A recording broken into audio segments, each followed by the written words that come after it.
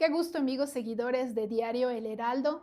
En esta oportunidad tenemos la grata visita del economista Marcelo Mejía Chávez, que es presidente del Colegio de Economistas de Tungurahua. Qué gusto. Para nosotros, bueno, el tema importante que está al momento es la tarifa del transporte público. Se mantiene en 30 centavos, pero con una compensación momentánea. Sin embargo, en el análisis económico, ¿cómo esto afectaría en el caso de que ya exista un incremento en el tema de la economía familiar? Muy buenos días con todos nuestros amables lectores, radioyentes, televidentes. Es grato poder compartir con la ciudadanía ambateña acerca de este tema que ha causado muchísimo movimiento a lo largo de la última semana, sobre todo porque después de este proceso de racionamiento del servicio se ha dado una compensación para retomar los niveles de prestación del mismo a lo largo de los siguientes meses. Desde el Colegio de Economistas de Tungurahua hemos tenido la posibilidad de realizar un estudio que proyecta cuál sería la afectación que tendrían las familias ecuatorianas, en este caso ambateñas, tungurahuenses, al momento de incrementar el pasaje a los valores que se han considerado dentro del estudio técnico realizado por la Dirección de Movilidad. Nosotros hemos, a través de procesos de optimización, encontrado que la afectación va a representar entre 28 y $41 en el caso de los diferentes valores que se han impuesto. Nosotros, de hecho, consideramos que para que esto pueda ser sostenible para la familia ambateña, el incremento máximo que debería realizarse es de 5 centavos. Esto generaría, sí, una pérdida de bienestar de alrededor de $8, pero garantizaría que tanto el servicio de transporte como también la ciudadanía puedan mantener los niveles óptimos. Esto estamos hablando de un incremento de 5 centavos, pero en una familia de cuántos hijos, papá, mamá, cuántos hijos, y tomemos en cuenta que no es solamente un recorrido que ellos hacen. Incluso hay familias que viven en las periferias y que deberían tomar entre 2 o 3 unidades. Así es. Esta consideración ha sido evaluada en torno a un hogar típico, ¿no? Ujú.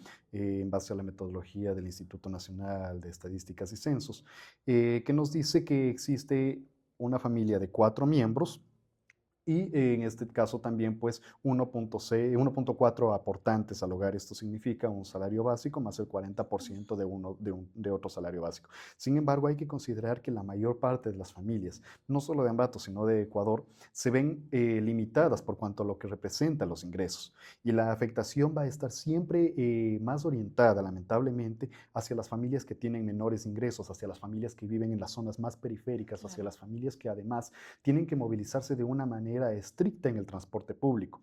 Y en ese sentido, no se ha considerado, y esa es una de las cosas que nosotros hemos mencionado claramente, no se ha considerado a nivel macroeconómico dentro del estudio la evaluación del impacto que tendría sobre estas familias.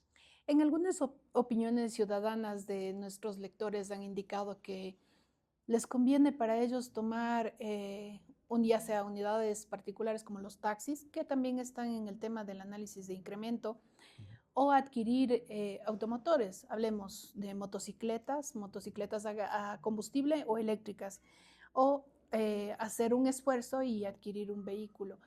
¿Qué tan rentable resulta esto también? Porque perjudica en el tema de tener que pagar impuestos, tener que pagar incluso lo del combustible.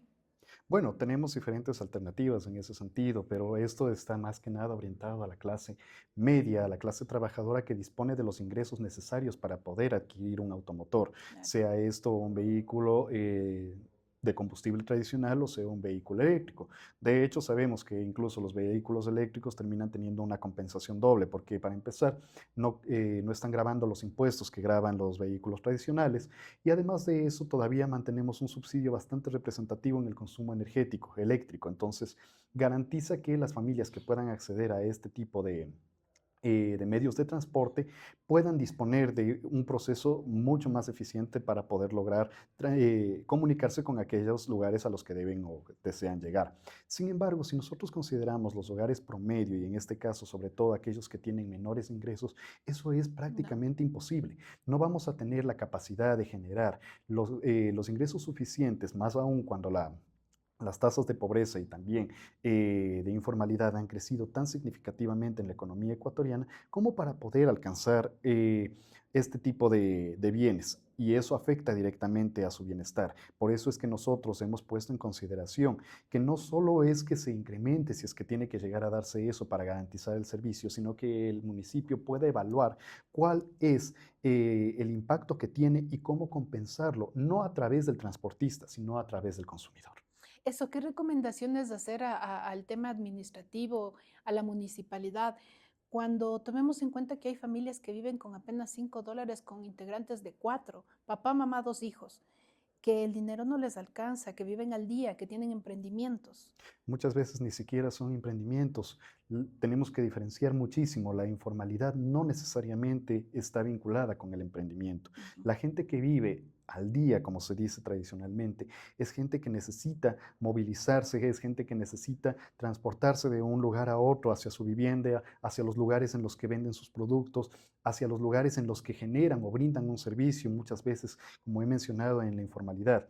Y en ese sentido nosotros habíamos propuesto el día jueves, previo a que se dé este tema de la compensación, una serie de recomendaciones junto con los colegios profesionales de Tungurahua que firmaron conjuntamente con nosotros como Colegio de Economistas de Tungurahua, en las que se señalaba primero que nada que se revise adecuadamente y técnicamente este proceso de incremento. Lamentablemente no hemos tenido mayor escucha dentro del Cabildo Municipal, pero nosotros, tanto los colegios profesionales en general como nosotros como Colegio de Economistas de Tungurahua, estamos totalmente dispuestos a mostrar de manera técnica el impacto que va a tener esto sobre la economía ambateña y sobre la ciudadanía especialmente. Adicional a eso, es necesario revisar otros temas. Por ejemplo, dentro de la última ordenanza que se generó, cuando se incrementó el pasaje, ya se hablaba de una caja común. Eso es algo que no se ha implementado hasta este Lleva momento. muchos años en análisis. Exactamente, es desde la última revisión de la tarifa del transporte público y hasta la fecha no se ha ordenado eso.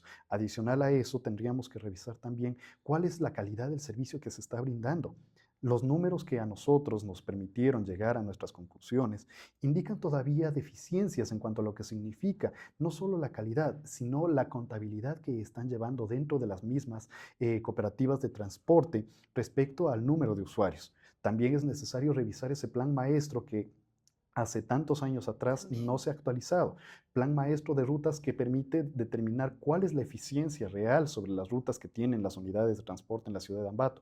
430 unidades aproximadamente en la ciudad de Ambato, pero con rutas que normalmente están tan mal distribuidas que hay eh, lapsos o tramos, más bien dicho, de 6 kilómetros y otros de 30 Claro. kilómetros. O sea, hay una diferencia sustancial. Entonces, la revisión tiene que ser exhaustiva para garantizar un servicio óptimo al ciudadano.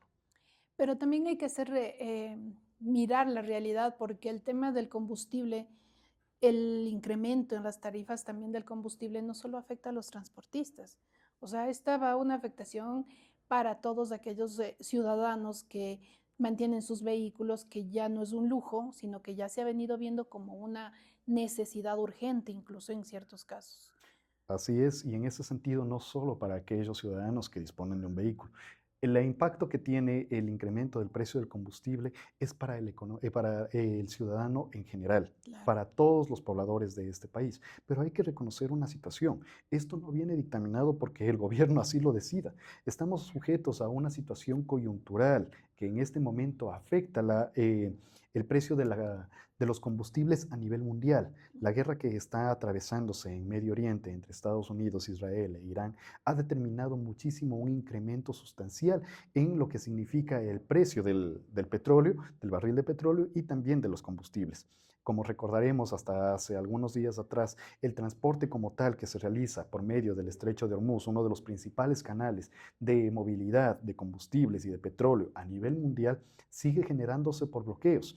Lamentablemente, la falta de eh, conciliación entre los intereses de Estados Unidos e Israel contra los intereses de Irán van a ser determinantes para lo que signifique el precio del combustible también en Ecuador. Es una situación totalmente exógena a nosotros. Nos afecta directamente, pero no es algo que podemos controlar y no Claro. es algo a lo que podemos simplemente considerarlo como un tema político, porque está vinculado a cuestiones geopolíticas que van más allá de nuestro gobierno.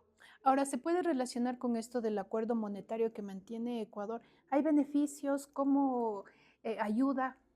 En este caso, bueno, el Fondo Monetario Internacional es hasta cierto punto, el principal acreedor del Ecuador en este momento. Nuestra deuda externa, que poco a poco se ha ido incrementando con la intención de solventar el déficit fiscal que atravesamos desde hace varios años atrás, ha sido de alguna manera solventada a través de los préstamos que se realizan por los Ujú. multilaterales. En este caso, uno de los principales, como mencionaba, es el Fondo Monetario Internacional. Hay una cuestión que es necesario que la ciudadanía tenga muy presente, y es el hecho de que el Fondo Monetario nos pone sugerencias, pero no nos impone reglas.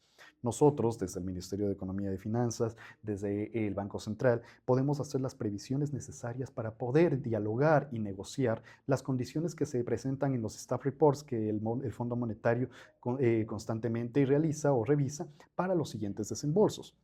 Y en ese sentido es necesario que también podamos comprender que la necesidad que existe en este momento, cuando desde el año 2007 hasta el año 2017 la deuda se incrementó de manera extravagante en 300% y desde ahí ha seguido incrementándose, nos obliga a nosotros a generar recursos que permitan garantizar nuestra sostenibilidad como país.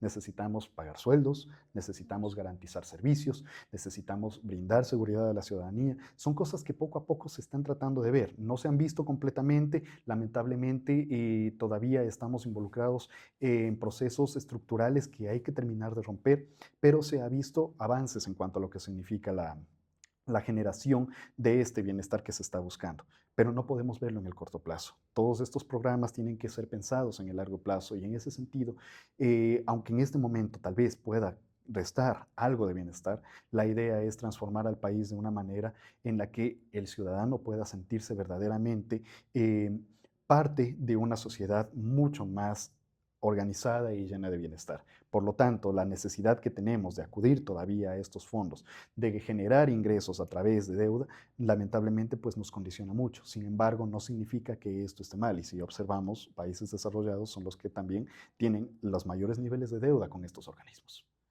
Finalmente, el gremio está preparando una conferencia. ¿Cómo se denomina? ¿Cuándo será? ¿Quiénes pueden asistir?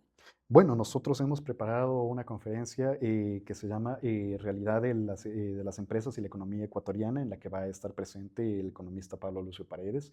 Esta conferencia bueno, ha sido lograda gracias a la colaboración también con Identidad Radio Cultural y la Cámara de Comercio de Ambato, a quienes agradecemos también la oportunidad de trabajar conjuntamente. A las 6 de la tarde en el auditorio de la Cámara de Comercio, aquí en el centro de Ambato, en las calles Montalvo, entre Bolívar y Bolívar, Cuenca, Rocafuerte. y Rocafuerte, muchas gracias. Entonces, es abierto totalmente al público, es un evento gratuito, invitamos a los empresarios de la ciudad, de la provincia, a la gente que quiera entender un poquito más de qué es lo que está sucediendo para que pueda asistir. De la misma manera, el Colegio de Economistas ha preparado una serie de conferencias a la que se le ha denominado Ecuador 2026, Decisiones, Datos y Coyuntura, para un Ecuador más informado, que se va a realizar durante 4 días entre esta y la siguiente semana. Van a ser conferencias de 1 hora, tiene un valor representativo muy, muy bajo para el público en general, está abierta sobre todo para aquellos estudiantes o profesionales de las ciencias económicas que quieran actualizar su entendimiento de la materia y de lo que está sucediendo en la coyuntura actual. Entonces, para ello hemos logrado la participación de los principales expositores y de los principales investigadores en ciencias económicas de este país, entre los que destacan el doctor Roberto Mosquera, el doctor Víctor Morales, el doctor Santiago García, ex viceministro de Finanzas, y el doctor Paul Carrillo Maldonado. Todos ellos nos acompañarán de manera virtual los días 11, 13, 18 y 20 del mes de junio. Perfecto. Agradecemos la presencia del economista Marcelo Mejía Chávez, que es el presidente del Colegio de Economistas de Tungurahua. Ustedes que siguen conectados con las redes sociales de Diario El Heraldo.